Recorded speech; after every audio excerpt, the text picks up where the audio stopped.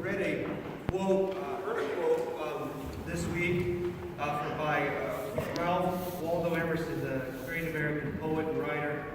And in it he said that God's work will not be made manifest by cowards. And it kind of stuck with me all through the week, this quote. And reading in preparation for today's services and for the feast of St. Gregory Palamas that we celebrate today, it was evident to me that this quote is very clear that this week is all about courage. If we look at the readings that we heard today, and if we look at Gregory Palamas himself. St. Gregory was a 15th century Archbishop of Thessalonica, and he's made famous in our church and why we venerate him because he defended the faith of the church over what was a Latinizing understanding of who God was and how we can participate with him.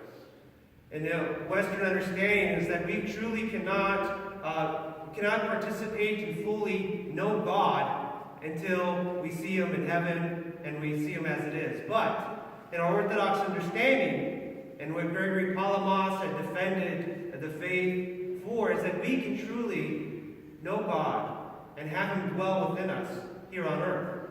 That his grace can lie within us, and we can truly know who God is by his power and his grace. We don't know his unmanifested, his uncreatedness, that who he truly is, but we know who he is physically. We don't have to wait until the next life to have him and within us. And so he defended that, and it took a lot of courage to do this. And in the gospel today, we hear from the gospel of Mark, this gospel where a bunch of friends bring their mate, their friend, to be healed.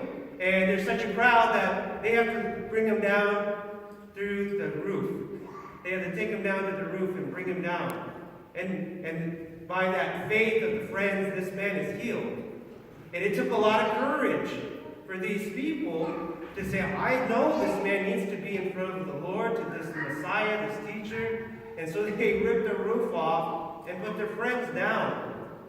And then also the second reading today we hear, it's a reading that we hear for every hierarch. Whenever there's a feast of the hierarch like St. Gregory, we hear this gospel from St. John about who the shepherd is, and how the flock knows who the shepherd is, and how the flock will lay down, the shepherd will lay down his life for his flock. And the flock knows who God is, who the true head of the church is, and that's Christ.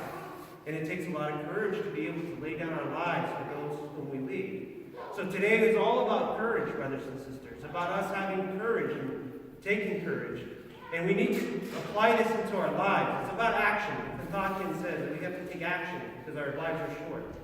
And so we need to have courage to live out our life, our faith in this world. We need to have courage to not swim with the stream. We have to go against the stream.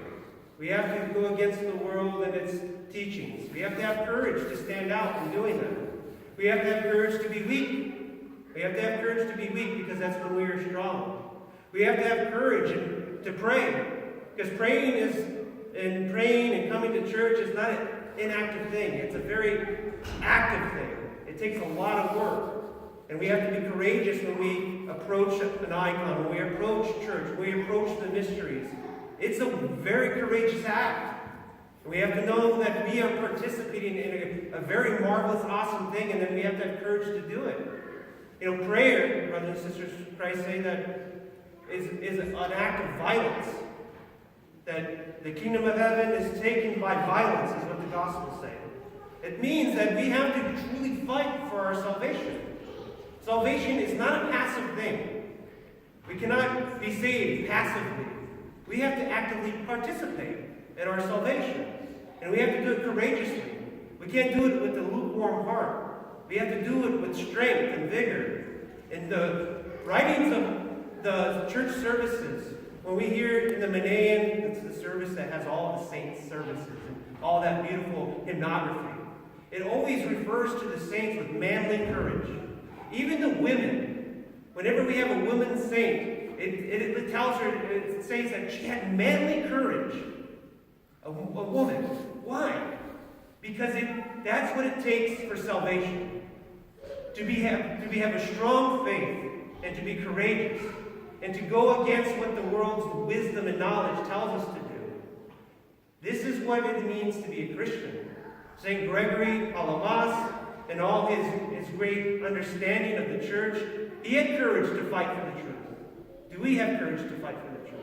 Do we have courage to pray day in, day out when we don't feel like it? Do we have the strength and the manly courage? I'll use the words of the service, manly courage to do it. Do we have the strength to repent? You see, brothers and sisters, it takes courage to repent, right? Because we have to pop our ego. We have to let go of our pride. And so it takes a courageous effort to repent and admit when we're wrong. And we have to have courage to get into heaven. So today, that quote from Ralph Waldo Emerson, it stuck with me all week, and I hope it maybe sticks with you, that God's work will not be made manifest by cowards. Let it stick with you that spiritually, let us not be cowards. Let us be courageous warriors of Christ. This is what it says when we're baptized, that we're now a truly warrior of Christ. And let us fight the spiritual battles that we have to wage in this world against our own passions, against the temptations of the devil in this world that want to drag us down into this mirror instead of living the heavenly life. And let us do it courageously so that we can be awarded our crowns in heaven. For our salvation is not going to be manifest by being cowardly. It takes active participation and courage. In the name of God, Father, Son, and Holy Spirit.